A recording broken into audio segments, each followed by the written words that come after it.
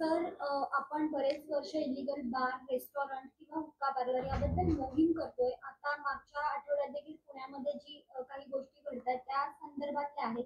विधानसभेत देखील तुम्ही हा प्रश्न उपस्थित केलेला होता. नेमकं याला यश येत नाहीये, काय धागेदोरे आहेत, काय होतंय नेमकं? कारण ठाण्यात देखील अशा केसेस आता वाढताना दिसू लागल्या. हा खरं म्हणजे सामाजिक प्रश्न आहे आणि आम्ही हुक्का पार्लर मुक्त ठाणे ही एक पब्लिकला लोकांना बरोबर घेऊन चळवळ सुरू केली 2 वर्षापूर्वी विधिमंडळामध्ये किंवा अधिकाऱ्यांच्या समोर अधिकाऱ्यांना इन्फॉर्मेशन देत वेळोवेळी सीपींची किंवा वरिष्ठ अधिकाऱ्यांशी चर्चा करून आणि काही वेळेला प्रत्यक्ष त्या हुक्का पार्लरसाठी रस्त्यावर उतरून आम्ही ही मुवमेंट चालवली, कारण हा मोठा सामाजिक प्रश्न आहे आणि त्याचे पडसाद आपल्याला वेळोवेळी दिसतात. महाराष्ट्रामध्ये ज्या पद्धतीने पब, रेस्टॉरंट बेकायदेशीर सगळं आहे, त्यामध्ये काही काळ जो आहे तो याला यश आलं. आपण जे म्हणताय तसं नाही आहे.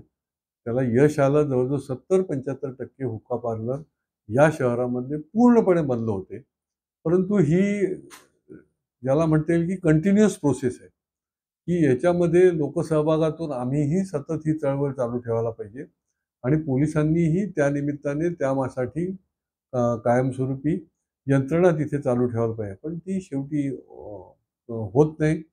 अधिकारी बदलले की आपल्याला वेगळं बघायला मिळतं, कारण शेवटी हा नेक्सस आहे आणि ह्याच्यामध्ये केवळ डिपार्टमेंट नाही तर अनेक लोक या सगळ्या अवैध कामामध्ये गुंतलेले आहेत, की ज्याच्यामध्ये पैसे आहेत, हप्ते आहेत.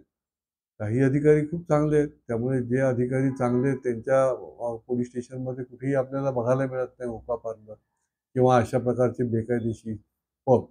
आणि त्यामुळे हा पब्लिक पार्टिसिपेशनच्या माध्यमातून एक जनतेचा रेटा म्हणून देखील पुढे आणायला लागेल, कारण की अनेक तरुण मुलं जी आहेत ती यामुळे याच्या व्यसनाधीन होतात, याच्या नादी लागतात आणि त्याच्यानंतर याच्यामध्ये ॲडिक्शन आहे. ड्रग्सचं प्रमाण मोठ्या प्रमाणात माननीय गृहमंत्र्यांनी जाहीर केलं होतं की 10,000 कोटीचे ड्रग्स पकडले. ही फार मोठी कारवाई खरं म्हणजे सरकारने केलेली आहे. उत्तम कारवाई केली.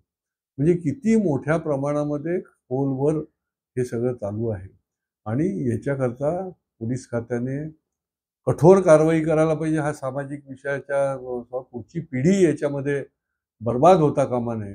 पुढच्या पिढीला समोर ठेवून हे काम सर्वांनी करणं गरजेचं आहे. पुढच्या काळामध्ये या शहरामध्ये पुन्हा जे काही ज्या पद्धतीने असे अवैध धंदे सुरू आहेत, तर त्याला आळा घालण्याकरता पोलिसांनी कठोर कारवाई करावी.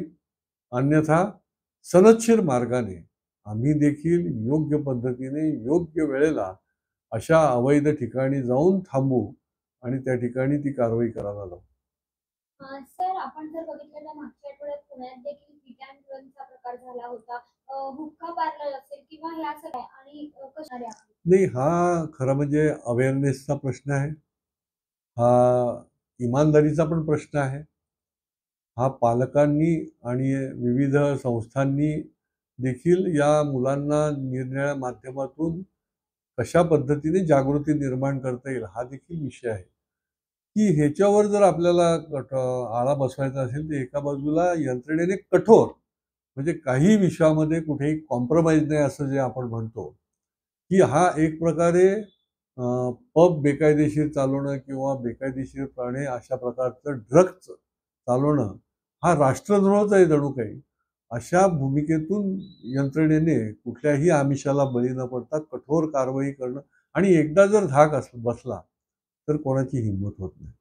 आणि दुसऱ्या बाजूने आम्ही लोकांनी देखील जागरूक पालक लोकांना, जागरूक नागरिकांना बरोबर घेऊन लोकसहभागातून याच्यावर वेळोवेळी अंकुश निर्माण करण्याकरता जागृती निर्माण करणं, योग्य वेळेला यंत्रणेला सांगणं आणि त्यांच्याकडून कळून घेणं, अशा पद्धतीने अनेक गोष्टी केल्या तर हे जे काही प्रमाण आता आपल्याला बघायला मिळतं आणि निष्पाप लोक मरतायत, की या सगळ्या ड्रग्ज आणि याच्यामुळे बळी जो जातोय तो निष्पाप लोकांचा जातोय. अनधिकृत होल्डिंग असतील, अनधिकृत पब असतील, अनधिकृत ड्रग्ज किंवा हुक्का पार्लर असतील, याच्यामुळे अनेक वेळेला आपल्याला बघायला मिळतं आणि त्यामुळे ही सार्वजनिक सामाजिक विषय आहे, तो सगळ्यांनी मिळून कठोरपणे हाताळला पाहिजे आणि सरकारने देखील कोणाचाही मुलाहिजा न बाळगता त्या ठिकाणी कठोर कारवाई करण्याकरता पूर्ण पोलीस यंत्रणेला देखील ताकद द्यायला पाहिजे.